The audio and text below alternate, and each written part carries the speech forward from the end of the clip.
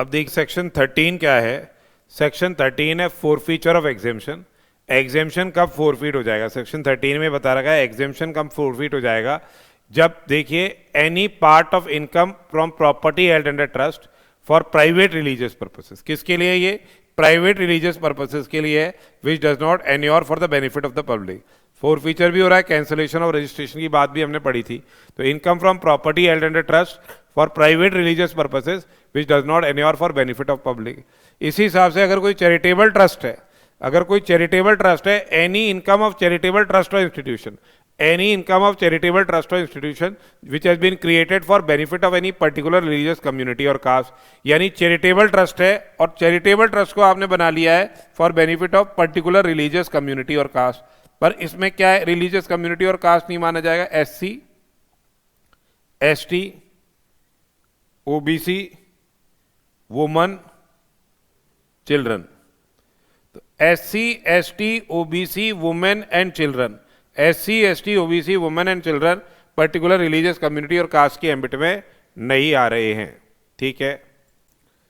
यदि देखिए आगे, इनकम अगर आपने अप्लाई कर दी है for the benefit of specified persons, तो where any part of the income from property of और से ट्रस्ट और इंस्टीट्यूशन एन्योर्स डायरेक्टली और indirectly for the benefit of से any person specified under section 13(3) में स्पेसिफाइड पर्सन है। तो अगर जितनी एक्सटेंट तक की इनकम आपने स्पेसिफाइड पर्सन के बेनिफिट के लिए अप्लाई की है, उस पर 115 BBI नया सेक्शन इंट्रोड्यूस किया है, उस पर टैक्स लगेगा 30% की रेट से। 30% की रेट से उस पर टैक्स लगेगा। और उन्होंने बोल रखा है कि इसके अलावा सेक्शन 271 AAE के अंदर पेनल्टी भी लगेगी। सेक्शन 271 ए के अंदर पेनल्टी भी लगेगी।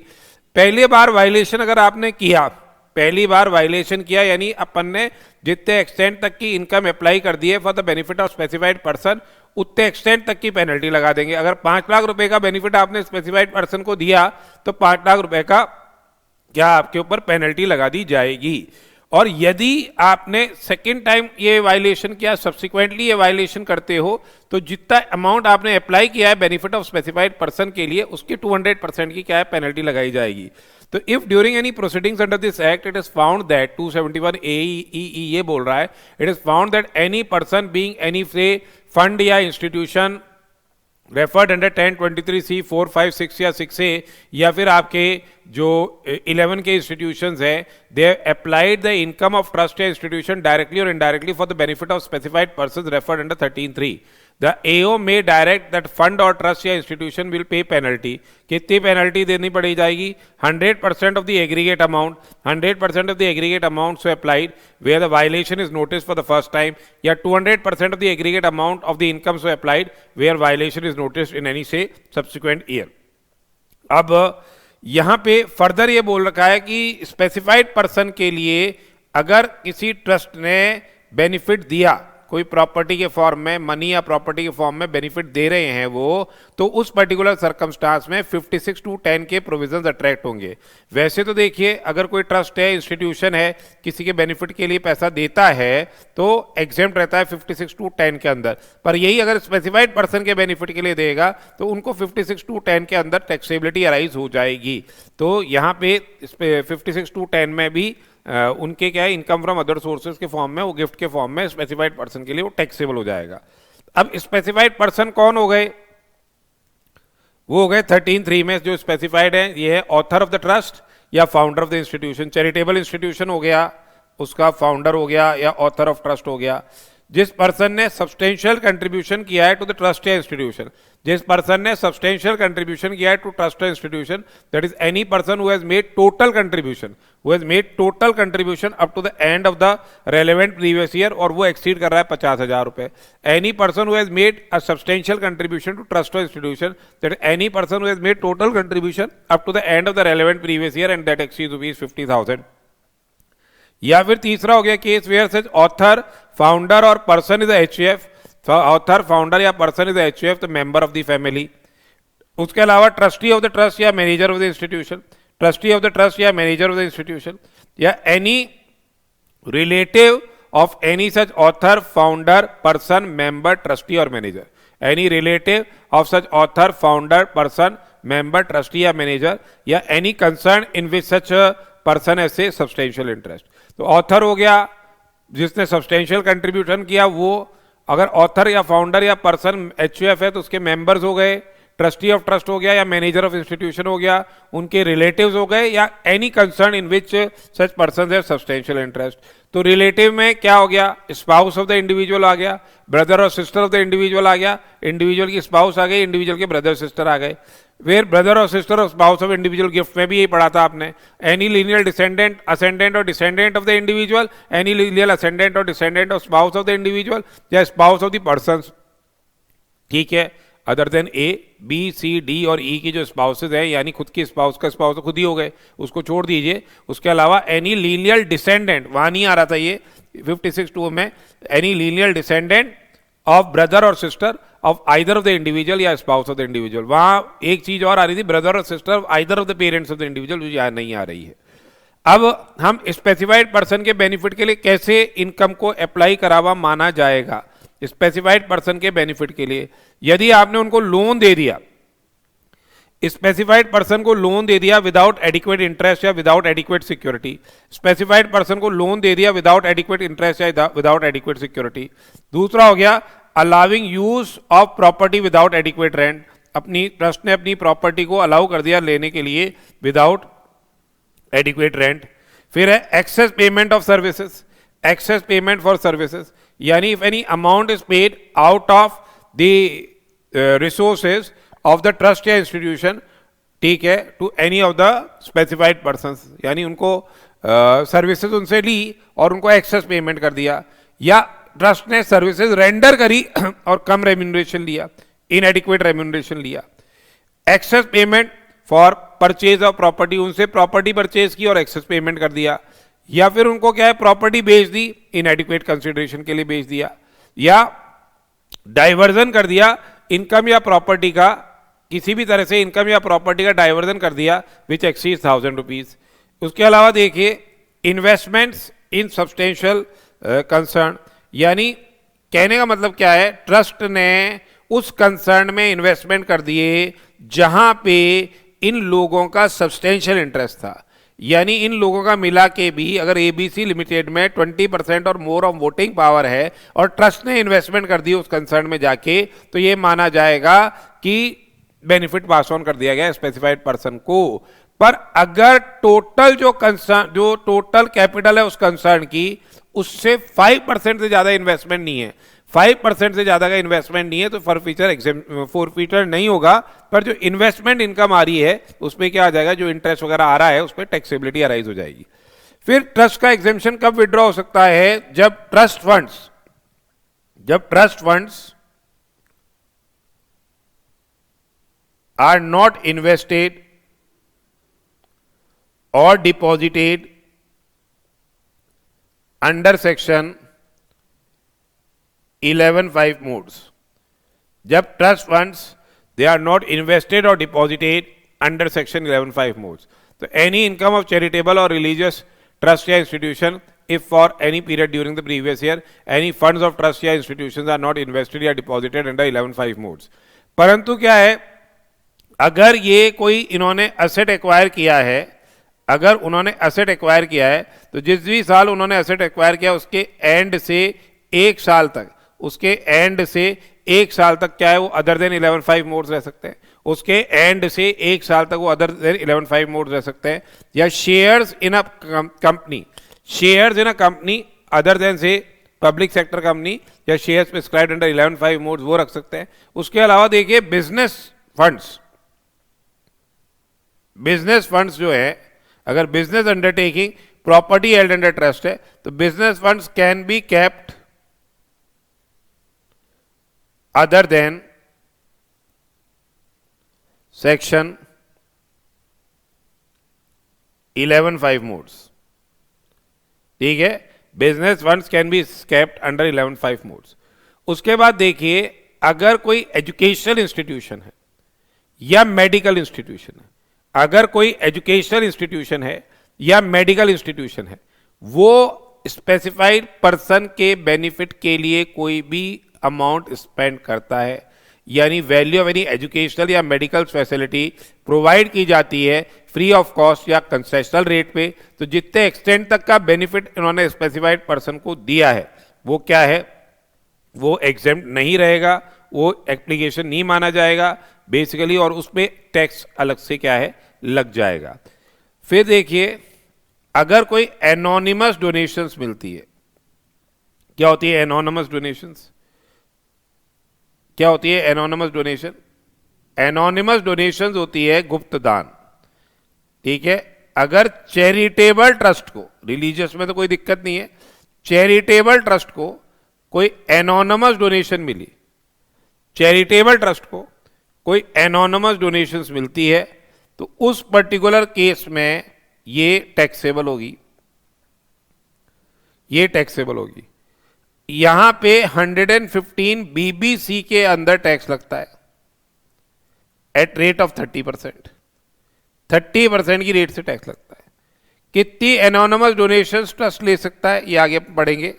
एनोनिमस डोनेशंस जो चैरिटेबल ट्रस्ट ले सकता है, जो एग्जेम्प्ट रहेगी एक तरह से, वो रहेगी 5% of total donation, 5% of total donation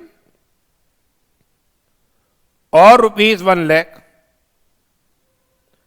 और ₹1 लाख, 5% ऑफ टोटल डोनेशन या ₹1 lakh, whichever is higher, whichever is higher. 5% of total donation या ₹1 लाख विच इज हायर। तो exemption provisions contained shall not be applicable in respect of anonymous donations. अब suppose कीजिए total donation trust को मिली है 25 लाख रुपए, 25 लाख रुपए टोटल डोनेशन मिली है, जिसमें से एनोनिमस मिली है इसको कितनी, जिसमें से एनोनिमस मिली है इसको कितनी 5 लाख रुपए, एनोनिमस मिली है कितनी 5 लाख रुपए। तो 25 लाख का 5% यानी कितना हो गया 1.25 या 1 लाख, जो भी दोनों में से ज्यादा हो, तो 1.25 तो एग्जेम्प्ट हो गई। 3.75 पे टैक्स लग गया 115 बीबीसी में एट रेट ऑफ 30%। ये 1.25 भी income derive from property held under trust तो ही, वॉलंटरी कंट्रीब्यूशन तो ही, तो ये income derive from property held under trust है। इसमें यहां तो देखो दो व्यूज है, एक तो ये कह रहा है कि भाई इसको अप्लाई कर दो, 15% सेट अपार्ट करके इसको अप्लाई कर दो तो एग्जेम्प्ट हो जाएगा। दूसरा ये कह रहा है कि 15% का बेनिफिट इसमें नहीं मिलेगा, पूरा का पूरा 1,25,000 अगर आपने अप्लाई कर दिया फॉर चैरिटेबल पर्पज तो एग्जेम्प्ट हो जाएगा। तो बाकी 3.75 पे 30% 115 बीबीसी में टैक्स लग रहा है। तो the exemption provisions contained in both the regimes shall not be applicable in respect of से anonymous donations referred to in section 115 BBC on which tax is payable in accordance with the provisions of this section। ठीक है, और इसमें अगर आपको कोई corpus donations भी मिल रही है, इसमें कोई कॉर्पस डोनेशंस भी मिल रही है तो भी वो एनोनिमस डोनेशंस है, तो 115 बीबीसी में उसका टैक्सेशन होगा। उसके बाद देखिए चैरिटेबल ट्रस्ट या इंस्टीट्यूशन जिसका इसका काम क्या है, advancement of any other object of general public utility. उसका काम क्या है, advancement of any other object of general public utility. उसको एग्जेम्पशन का बेनिफिट नहीं मिलेगा उस साल यदि उसकी aggregate value of the receipts from business activities, उसकी aggregate value of the receipts from business activities exceeds क्या 20% of the total receipts of the trust institution. यानी उसकी बिजनेस रिसीट्स एक्सीड कर रही है किससे, 20% of the total receipts of the trust institution. उसके अलावा देखिए nothing contained in section 11 and 12, nothing contained in section 11 and 12 shall operate so as to exclude any income, nothing contained in section 11 and 12 shall operate so as to exclude any income। 11 और 12 11(2) में, मतलब 11(2) में basically benefit क्या होता है 85% वाला रहता है कि भाई 85% में आप क्या है एक्यूमुलेट कर सकते हो। तो ये कह रहा है कि वह बेनिफिट नहीं मिल पाएगा एग्जेम्पशन का अगर आपने अपना रिटर्न ऑफ इनकम फर्निश नहीं किया टाइम लिमिट के अंदर, और आपको जो स्टेटमेंट देना था, आपको जो स्टेटमेंट देना था वो आप क्या है टाइम लिमिट के अंदर फर्निश नहीं करते हो कि setting out the purpose period या आपको स्टेटमेंट देना है, तो वो आपने टाइम लिमिट के अंदर नहीं दिया। तो nothing contained in 11(2) shall operate, तो 11(12) नहीं 11(2) shall operate so as to exclude any income from the total income of the previous year of the person in receipt thereof, where the statement referred under 11(2)(a in respect of such income is not furnished on or before the due date under 139(1) या return of income is not furnished, ठीक है, by such person on or before the due date। अब यदि किस तरह से अपने को ये अगर डिनायल हो जाता है एग्जेम्पशन का, यदि डिनायल हो जाता है एग्जेम्पशन का, तो किस तरह से आपको ये ट्रस्ट की इनकम को कैलकुलेट करना है ये बता रहे हैं, यदि डिनायल हो जाता है। तो with effect from the assessment year 23-24, यदि ट्रस्ट या institution violate certain specified conditions, यदि ट्रस्ट या इंस्टीट्यूशन ने वायलेट कर दिया स्पेसिफाइड कंडीशंस को, तो इनकम की जो कंप्यूटेशन होगी वो कैसे होगी? The income bill chargeable to tax will be computed after deduction of revenue expenditure. Revenue expenditure जो भी आपने इनकर किया है for the objects of the trust या इंस्टीट्यूशन, यानी उसका डिडक्शन मिल जाएगा। रेवेन्यू एक्सपेंडिचर जो आपने इनकर किया है उसका डिडक्शन मिल जाएगा। अब कंडीशंस क्या हो गई? What are the following are the violations. क्या वायलेशंस हो गया? इट हैज रिसीट्स फ्रॉम से ट्रेड, कॉमर्स या business while advancing the object of general public utility। और यहां पे ये क्या है, जो बिजनेस रिसीट्स है वो एक्सीड कर रही है 20% of total receipts. Business receipt exceed कर रही है किससे?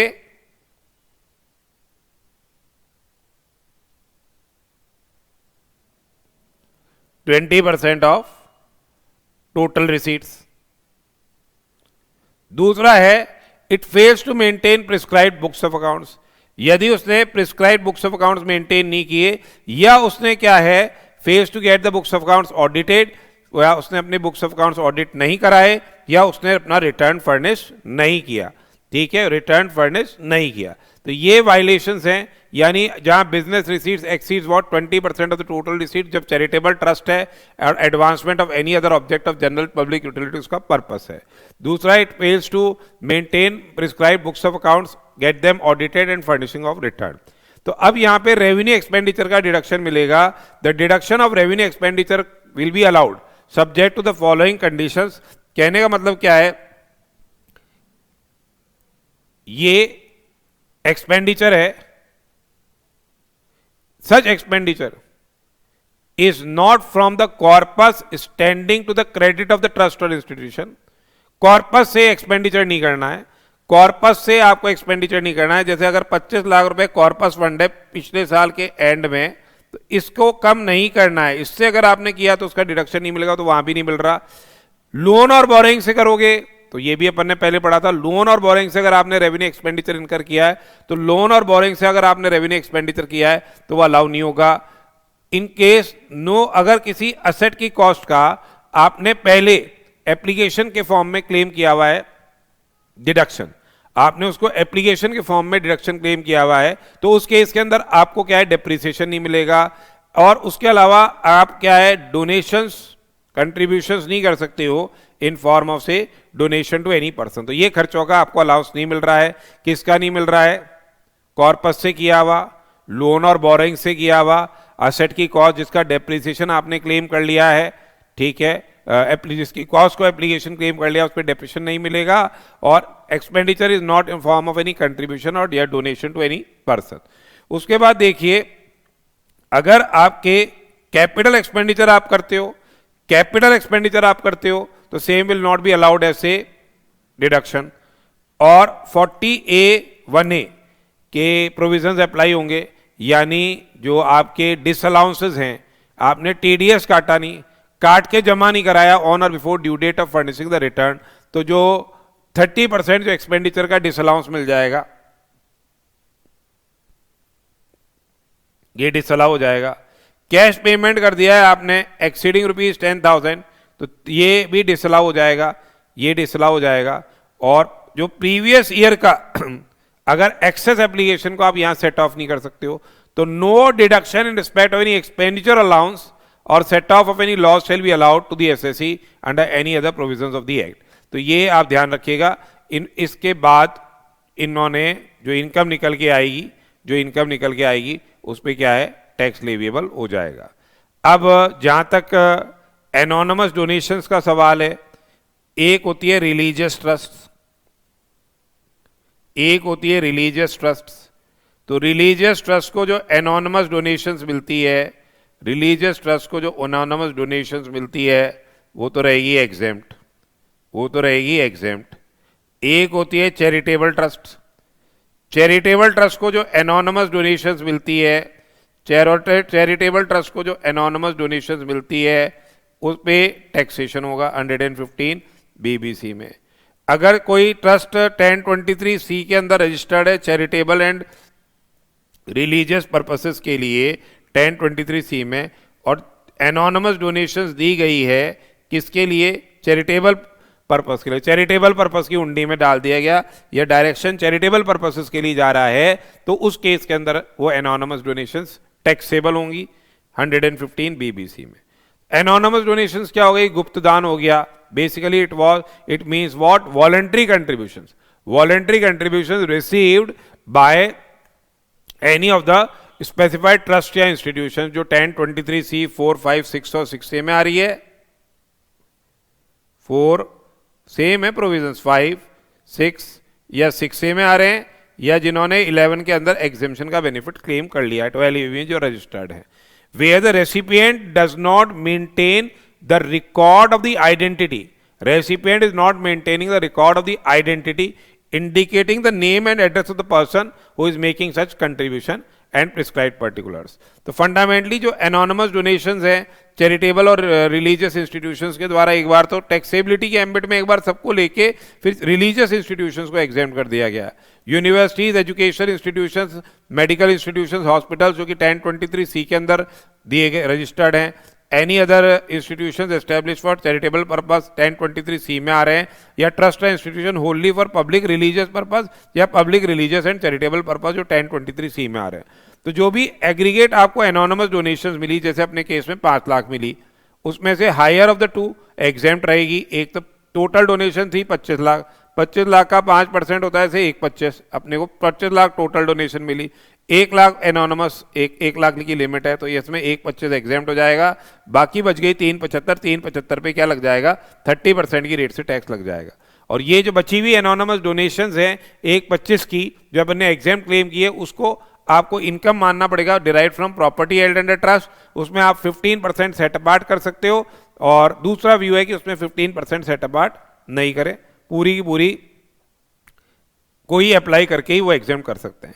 कॉर्पस डोनेशंस भी मिलती है एनोनिमस डोनेशंस के फॉर्म में, वहां भी सेक्शन 115 बीबीसी अप्लाई होता है। अब देखिए, जहां तक पहले 164(2) के टैक्सेबिलिटी की प्राइवेट पब्लिक ट्रस्ट के टैक्सेबिलिटी की बात थी, अगर इनकम एग्जेम्प्ट नहीं होती है तो वहां तो लग जाएगी स्लैब रेट, एओपी की रेट यानी स्लैब रेट लग जाती है।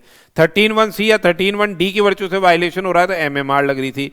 अब तो 13(1)(c) मतलब स्पेसिफाइड पर्सन के बेनिफिट के लिए देख लिया अपन ने 13(3) में, तो 115 बीबीआई स्पेसिफिक हो गया। 115 बीबीआई में उस इनकम पे क्या लग रहा है, 30% की रेट से क्या लग रहा है, टैक्सेशन हो रहा है। आगे देखिए, अब यहां पे देखिए taxation of specified income of charitable या रिलीजियस ट्रस्ट।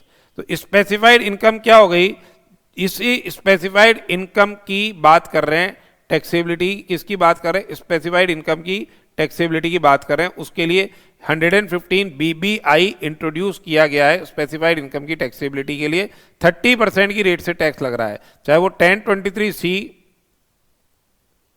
4, 5, 6 या 6 से हो, या फिर क्या हो 11 में हो। तो देखिए 30% की रेट से टैक्स लग रहा है। No deduction in respect of expenditure और अलाउंस या सेट ऑफ एनी लॉस, कोई डिडक्शन नहीं मिलेगा इसमें से। No deduction in respect of expenditure allowance और set off any loss would be allowed under any provisions of the income tax act while computing specified income. इसमें से कोई आपको डिडक्शन का बेनिफिट नहीं मिल रहा है। अब यहां ध्यान से देखिएगा, स्पेसिफाइड इनकम क्या होती है। स्पेसिफाइड इनकम क्या होती है, इसके लिए इन्होंने बोल दिया स्पेसिफाइड इनकम मींस नंबर 1, जो इनकम आपने एक्यूमुलेट करी और सेट अपार्ट करी, आपने 85 मतलब 15% से ज्यादा एक्यूमुलेशन किया हुआ है, where accumulation is not allowed under any specific provisions of the act. यानी आपने उसका जैसे फॉर्म भेजना था, फॉर्म नहीं भेजा, तो आपको 85% अप्लाई नहीं होगा, मतलब होगा नहीं, बेनिफिट नहीं मिल पाएगा इसके लिए। तो इनकम एक्यूमुलेटेड और सेट अपार्ट, इनकम एक्यूमुलेटेड और set apart in excess of 15% of the income, income accumulated or set apart in excess of 15% of the income where such accumulation is not allowed under any specific provisions of the act. ठीक है.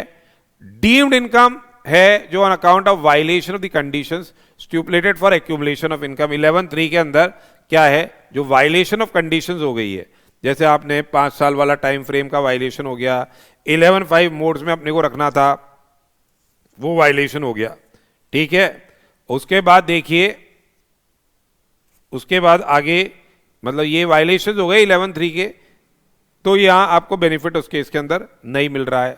उसके अलावा देखिए जो deemed income है on account of violation of deemed applications, ये आ रही है कि आपको income not received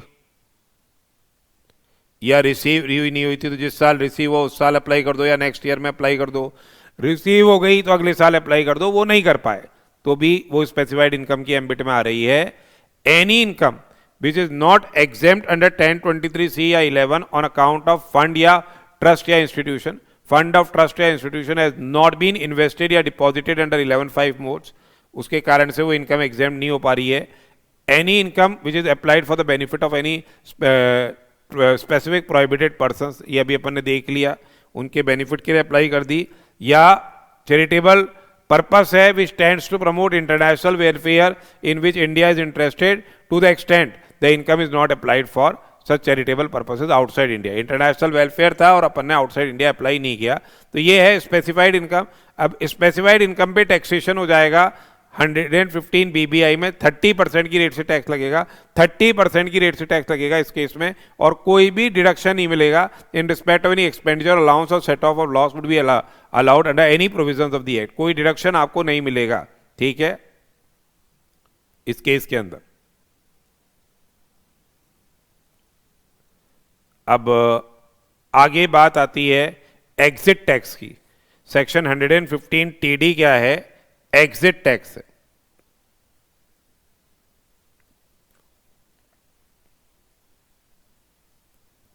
exit tax यानी अगर ट्रस्ट डिजॉल्व हो जाती है, तो या फिर उसने अपने ऑब्जेक्ट्स बदल लिए और उसका रजिस्ट्रेशन क्या हो गया, कैंसल हो गया, या उसका मर्जर हो गया दूसरे इंस्टीट्यूशन से विच is not eligible for registration. ठीक है, तो उस पर्टिकुलर सर्कमस्टांस के अंदर एग्जिट टैक्स लग जाता है. ठीक है, एग्जिट टैक्स लगता है at rate of 30%, increase by surcharge at rate of 12% plus HEC at rate of 4%. ठीक है, तो ये एग्जिट टैक्स उनको देना पड़ता है. जो भी aggregate fair market value of assets trust की आ रही है माइनस जो आपके लायबिलिटीज की वैल्यू है, ये घटाने के बाद इसकी ये निकलती है एक्रीटेड इनकम. ये निकलती है एक्रीटेड इनकम, और इस एक्रीटेड इनकम पे ट्रस्ट को टैक्स देना पड़ता है. That is tax on accreted income. 115 TD की एप्लीकेबिलिटी पहले तो सिर्फ 12AB वाले इंस्टीट्यूशंस पे आ रही थी. अब इन्होंने 1023C 4, 5, 6 और 6 में जो रजिस्टर्ड इंस्टीट्यूशंस है उस पर भी इसको अप्लाई कर दिया. तो it means what, a specified person जिस पे इसकी एप्लीकेबिलिटी आ रही है, एनी फंड या इंस्टीट्यूशन या ट्रस्ट या यूनिवर्सिटी या एजुकेशन इंस्टीट्यूशन, मेडिकल या hospitals refer to in 1023C 4, 5, 6 और 6 से. दूसरी बात है ट्रस्ट या institution registered under 12AB, trust या इंस्टीट्यूशन जो रजिस्टर्ड है अंडर 12AB. ठीक है, अब किस सर्कमस्टांसेस में टैक्स लगता है एक्रीटेड इनकम पे? Where in any previous year the specified person has converted into any form not eligible for grant of registration. यानी उसने अपने ऑब्जेक्ट्स को क्या कर दिया, मॉडिफाई कर दिया, जिस कारण से उसको रजिस्ट्रेशन अब नहीं मिल पाएगा. उसने एप्लीकेशन या तो लगाई नहीं, या लगाई और उसकी एप्लीकेशन रजिस्ट्रेशन कैंसिल हो गई. उसके अलावा it is merged with an entity, it is merged with an entity other than the entity or institution having object similar to it and registered under 12AB. या अप्रूव्ड अंडर 1023C 4, 5, 6 और 6 इसका amalgamation हो गया। और वो किस institution के साथ हो गया कि जो रजिस्टर्ड नहीं है। या failed to transfer upon dissolution, ये ट्रस्ट डिजॉल्व हो गई and failed to transfer upon dissolution all its assets to any other specified person within a period of say 12 months from the end of the month in which the dissolution took place। 12 महीने के अंदर within end of the month in which the dissolution takes place। Dissolution हुआ उसके महीने के and से 12 महीने के अंदर वो अपने सारे के सारे असेट्स दूसरे इंस्टीट्यूशन को ट्रांसफर नहीं कर पाता तो उसको एक्रीडेड इनकम पे टैक्स लगेगा। एक्रीडेड इनकम पे टैक्स मैक्सिमम मार्जिनल रेट से लग रहा है।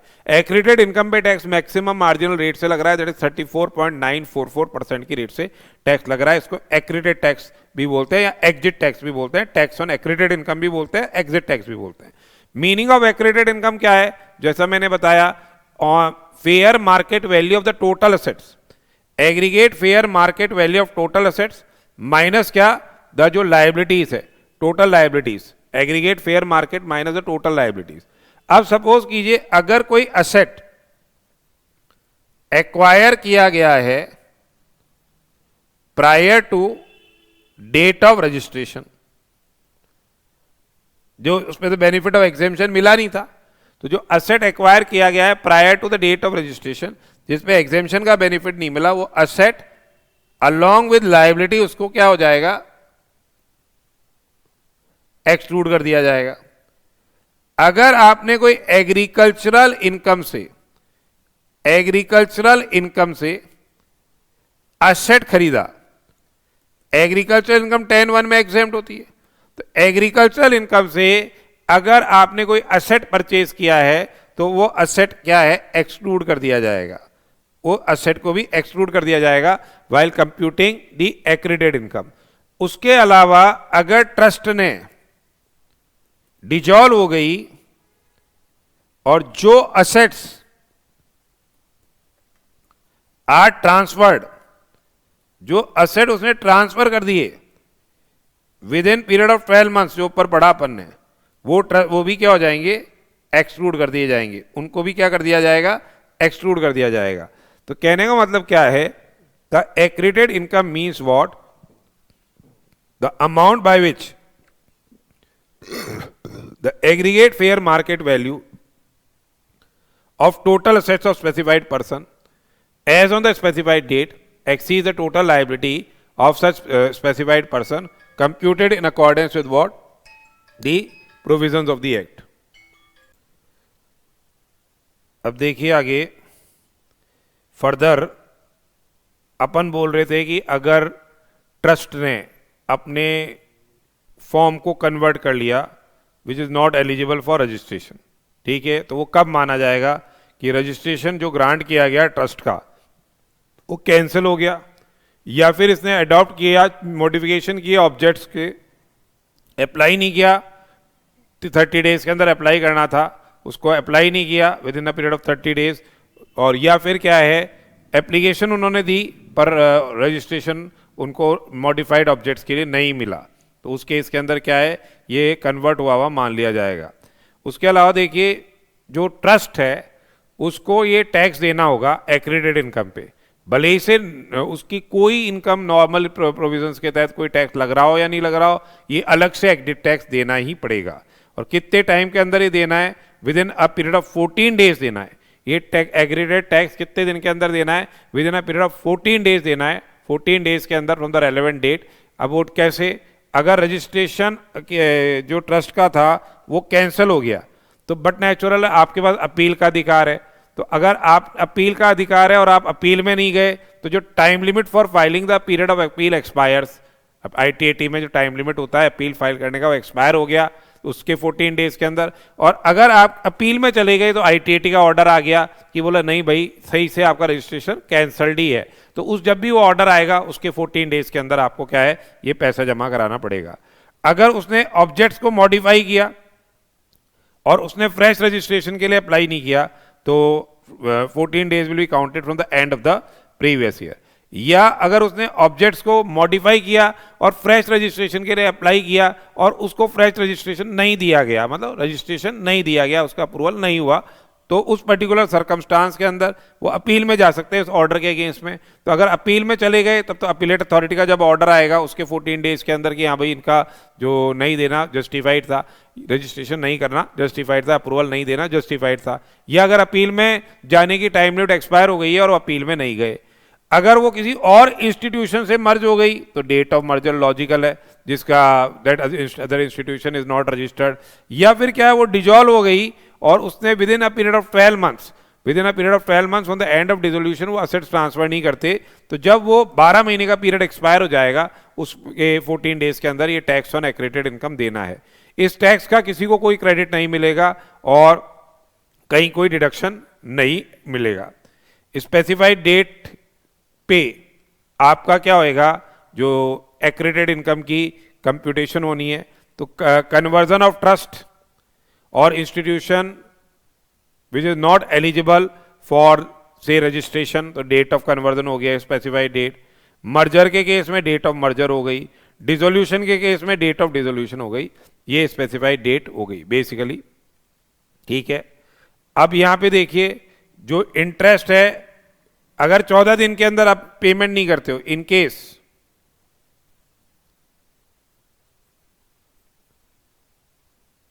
जो एक्रेडिटेड टैक्स है इज नॉट पेड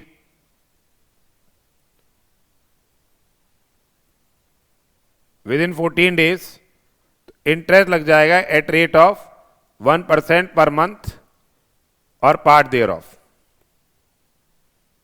ठीक है, उसके अलावा देखिए if the principal officer or the trustee of specified person and specified person, if the principal officer or trustee of specified person and the specified person does not pay the tax, तो वो क्या मान ली जाएंगे, assessee in default मान ली जाएंगे।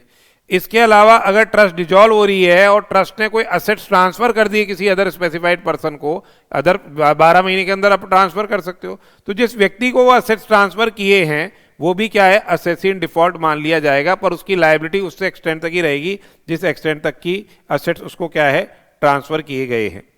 अब अपन कह रहे थे कि भाई आपको स्पेसिफाइड डेट को टोटल जो असेट्स हैं उसकी निकालनी है एग्रीगेट फेयर मार्केट वैल्यू। ठीक है, तो अब आप बैलेंस शीट में जो ट्रस्ट की बैलेंस शीट है, ट्रस्ट की बैलेंस शीट है उसमें सारे जो असेट साइड आ रही है वो ले लो।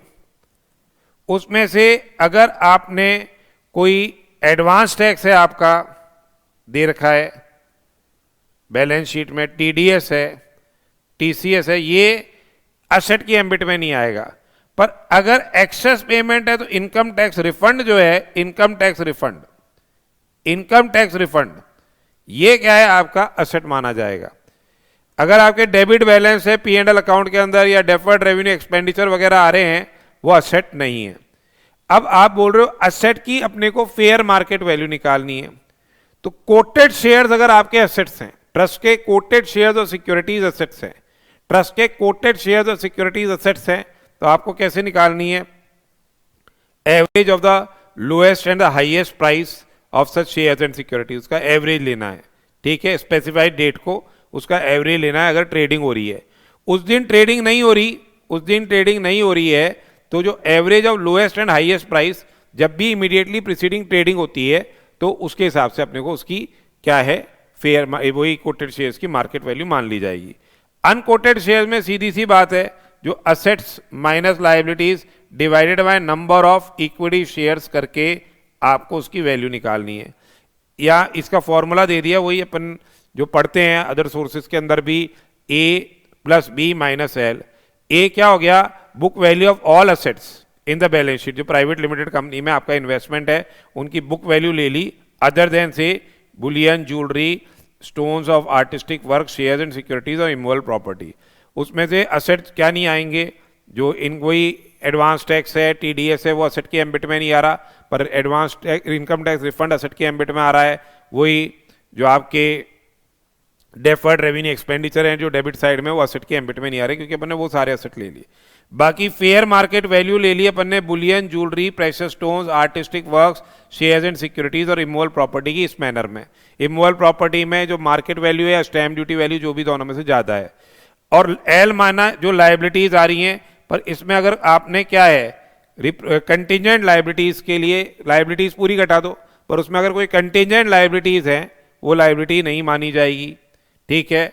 Amount set apart for payment of dividends on preference shares and equity shares, यानी जो आपने अमाउंट्स प्रोविजन किया है फॉर डिविडेंड्स वो लाइबिलिटी के एम्बिट में नहीं आ रहा। रिजर्व और सरप्लस लाइबिलिटी के एम्बिट में नहीं आ रहा।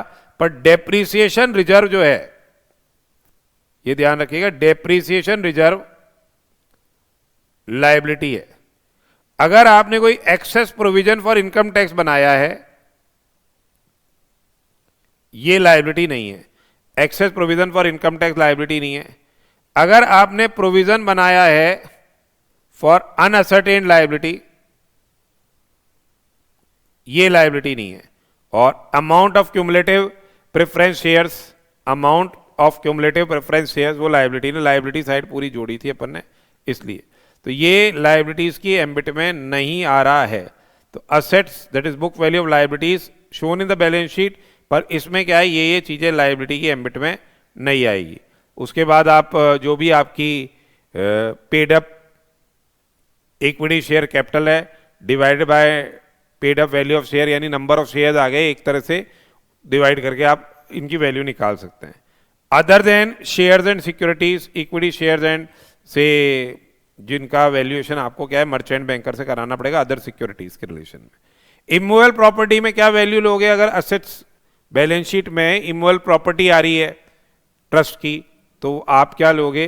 फेयर मार्केट वैल्यू लोगे, ओपन मार्केट वैल्यू लोगे और स्टैम्प ड्यूटी वैल्यू, जो भी दोनों में से क्या हो ज्यादा हो, जो भी दोनों में से ज्यादा हो, ओपन मार्केट वैल्यू और stamp duty value.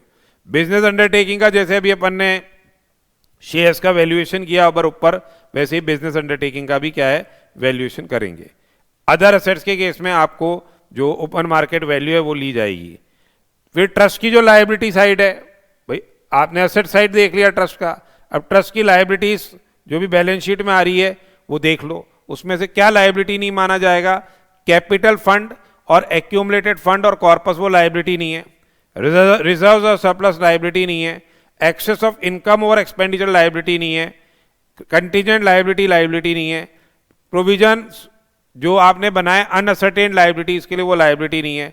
Access provision of income tax liability नहीं है। इस तरह से आपको ट्रस्ट की एक्रेटेड इनकम का कंप्यूटेशन करना है, उस पर 30% की रेट से टैक्स लगाना है, 12% सरचार्ज लगेगा और 4% HEC लगेगा। तो इस तरह से ये आपको क्या है टैक्स कंप्यूटेशन करनी पड़ेगी एक्रेटेड इनकम। तो पब्लिक चैरिटेबल ट्रस्ट और रिलीजियस ट्रस्ट वाला टॉपिक तो हमारा यहाँ खत्म होता है। प्राइवेट ट्रस्ट का कल अपन आगे कल डिस्कशन कर लेंगे। This was all about what public charitable and religious trust.